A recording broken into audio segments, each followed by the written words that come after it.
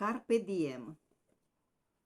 Iscoditor, fără de leac, îți pui nădejdea în noul veac, iar de ți-ar arăta cineva locul de dincolo de moarte, când fi va venit sorocul, te-ai împrieteni chiar și cu focul, dar nimeni decât Dumnezeu, semănătorul tainelor, nu știe precis ce-ți este scris. De aceea, vechii gânditori, urmărind aștrii rotitori pe țărmul cald al mărilor sub ocrotitoarea timpului aripă, rosteau tâlcuitor îndemn: culege fiecare clipă.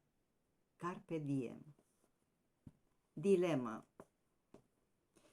Cum să învăț, Doamne, alfabetul luminii ascuns în pădurile genunii? Dar despre dăinuire și rod spui să învăț câte puțin de la vița de vie, de la măslin, jertfa de la bobul de grâu semănat, care a idoma trupului când moare eliberează esența, lasă sufletul să se înalțe spre soare.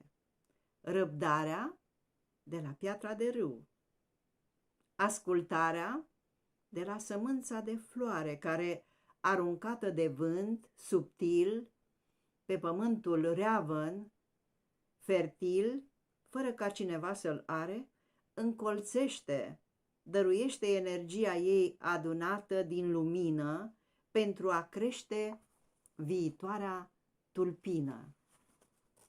Învățați de la crini, ne-a mai spus Iisus, vorbind despre veșminte, despre haină, dar asta a rămas o taină deslegată doar de călugări, asceți. Doamne, Tu ne-ai dăruit nemurirea când ai poruncit să lăstărim fermecător într-un ademenitor șir de vieți.